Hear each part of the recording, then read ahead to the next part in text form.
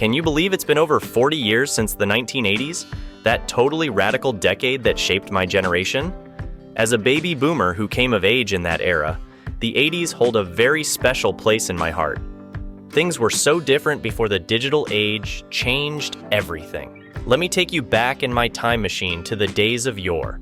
I yearn for the simpler times of my youth sometimes, even though I enjoy the conveniences of today's technology too.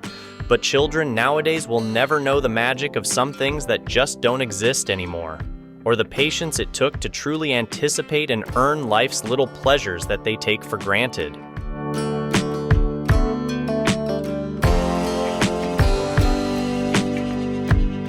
Perms were a rite of passage for 80s teens, whether you sported a tightly spiraled Shirley Temple or loose wavy look.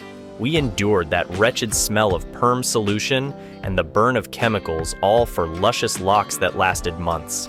Beauty knows no pain, right? The ultimate cool girls teased their bangs high into triangular peaks atop their heads that nearly brushed the clouds. Meanwhile, long feathered and frosted layers cascaded down their backs. Leave it to the 80s to make flat iron straight hair seem supremely uncool. Today, I still spot scrunchies perched atop Gen Z heads and get whiplash thinking the 80s called asking for their trends back. But one look at social media tells me the revival doesn't even touch the bubbly boldness of 80s original hair heights. Gather around children. Let Grandpa tell you about the struggles of gaming in the ancient times. Long before Xbox and PlayStation, the pioneers of play were the Nintendo Entertainment System and Atari consoles from the 1980s. Hooking them up to get working was a complex, ritualistic procedure. First came unraveling a tangled web of dusty wired controllers, hoping the family dog hadn't chewed through them. You'd blow grit off game cartridges before inserting them ever so gently into the slot. Quickly press down and slide the cartridge in just right. Too fast or loose meant blinking screens. Now it's time for some percussive maintenance. By slapping the top of the console. Why does smacking it help connect circuits? Who cares? Mario Bros. Works again. The TV screen begins flickering with static as you carefully turn metal switches on the boxy generator connected to the console and TV input. Tuning the analog channel knob with delicate precision, slowly, an 8-bit image appears proving success. But is that buzzing speaker noise normal too? If colors looked off or games glitched, out came the cartridges for another round of exhaling long hot breaths across the bottom connectors. Maybe some rubbing alcohol on the pins helps conductivity? Parents shout to stop spitting on electronics. Once everything miraculously powered on, language changed to foreign tongues. Commands of A and B buttons, double jumps over Goombas and JRPG menus.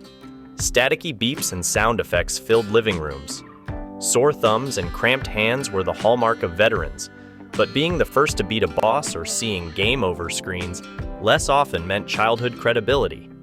Gamers today will never understand the delicacy it took or technical know-how we possessed to game in the analog era. Short of calling the Nintendo support hotline for help, getting systems up and running took patience and precision. Yet seeing those opening credits finally flash made victory so sweet for any 80s kid. Arcades were the ultimate hangout spot. Going to the arcade with your allowance money to play Pac-Man, Space Invaders, and Donkey Kong was the highlight of every kid's week in the 80s. It was our version of hanging at the mall. Mixtapes were a labor of love back in my day. We'd carefully curate the perfect selection of songs to record from the radio or our own record and cassette collections to create custom playlists for our friends. Sitting hunched over the dual cassette deck stereo, your finger hovered right above the record button waiting for that DJ to stop talking over the intro to your favorite song. You had to be lightning quick to capture each track without cutting off the beginning or ending. Recording was an art. The click and clunk noises of the cassette switching from side A to B mid-recording, trying to minimize any background noise or sister yelling in the other room. I remember the intense concentration it took to make a good 80s mixtape.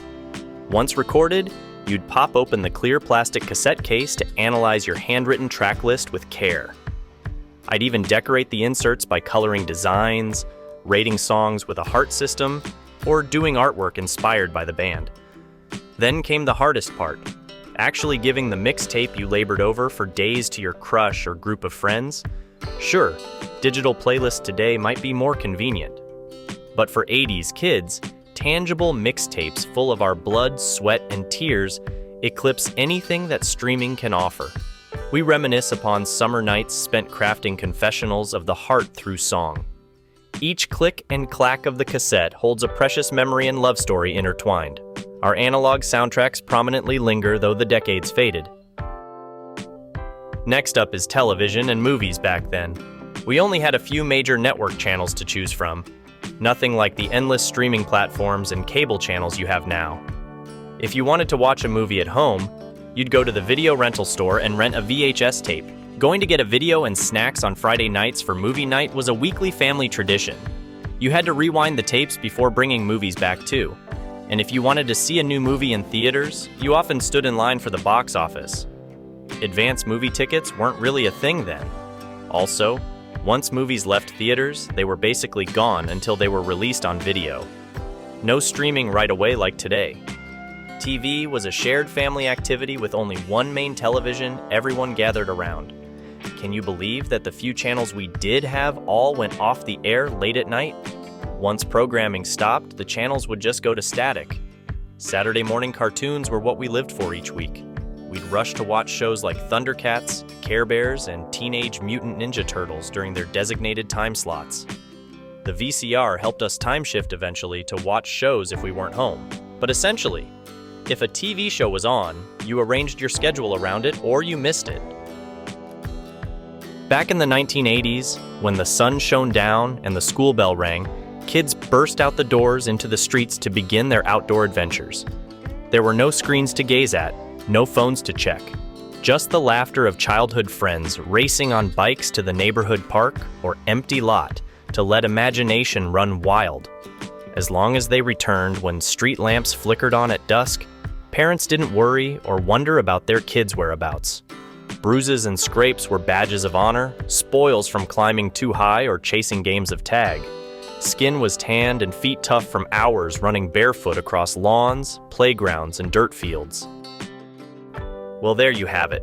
A few of the things that 80s kids remember that today's technology-filled generation would never do or understand. Did this bring back memories for any 80s kids or their parents watching? Let me know in the comments. And as always, thank you for watching.